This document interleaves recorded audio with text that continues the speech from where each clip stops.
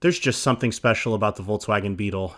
Their performance isn't something to write home about, and they certainly aren't luxurious. But their interesting design and durable nature seem to have helped them achieve iconic status.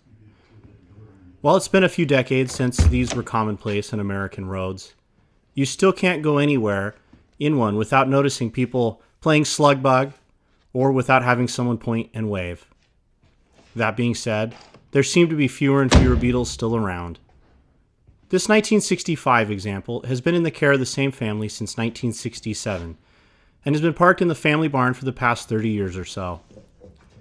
In 2010, the seller did a slew of repairs and got it running again, but it still needs more work to be roadworthy. So it's remained in the barn. It's currently yard drivable and looks like a great project. You can bid on this Beetle on barnfinds.com, and it's located in Canton, Pennsylvania. The seller's family has quite a bit of history with this bug. His aunt purchased it in 1967 with just 2,000 miles on the odometer. She drove it while she lived in California. In 1971, she gave it to the seller's father. At that point, it was showing 61,000 miles. It was then stored in his father's body shop until 1980, when the seller turned 16. At some point in the car's past, it had been backed into, leaving a dent in the passenger side door. So he and his brother decided to fix it up and make it a driver again. A replacement door was installed from another car, other dents were repaired, and the car was painted bright red and then clear-coated with metallic flake. It was driven off and on until 1983, when it went back into his father's body shop and was stored there until the 90s. Around this time, his dad retired, so the Beetle was moved to the family farm, where it stayed ever since. In 2010, the seller decided it was time to get the car going again. So they had the wheel cylinders replaced, new rear axle seals installed, and the starter rebuilt. The tires were dry rotted at this point, so the car wasn't exactly safe for the road, so it didn't see much use. About 10 years ago, a set of new tires were finally installed, and the car was driven around the farm. But since it hadn't been inspected or registered since 1983, it hasn't been driven on public roads.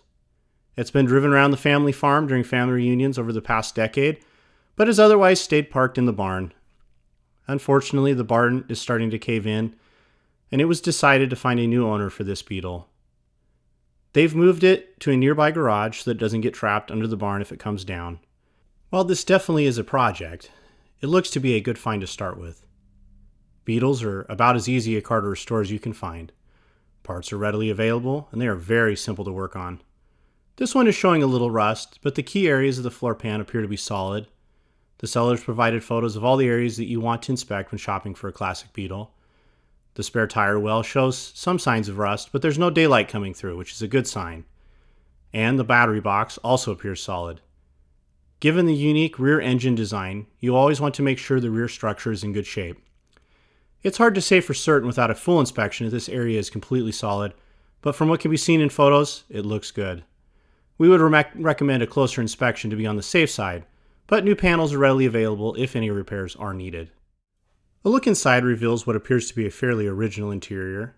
The front seat upholstery has been changed out, but the dash hasn't been cut up for an aftermarket radio, and the vinyl floor coverings, door panels, headliner, and rear seat look original. Included with the car is a rear view mirror assembly from a parts car to fix the broken original mirror, and a spare hubcap. We also find a Blaupunkt radio in the dash, and is likely the correct radio.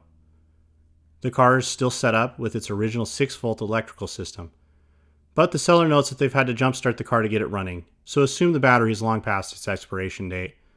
Converting the car to 12-volt is a worthwhile upgrade, and you're going to need a new battery either way. Restoring the interior should be a fairly simple task, as you can buy complete interior kits that will make this car look as good as new.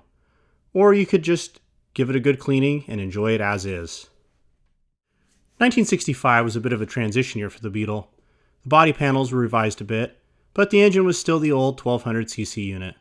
In '66, Volkswagen introduced the more powerful 1300, but the 1200 is a good durable engine that will get the job done. Since this one already runs, we would just give it a good tune-up and enjoy it as is. If you decide you really need more power, a 1600 is a fairly simple swap, and there are endless options for custom-built engines. This is a great starter classic for someone to learn the basics of classic car ownership, or to teach their kids how to work on and maintain a classic car themselves. The Beetle really is an iconic car, and hopefully someone sees the potential of this bug.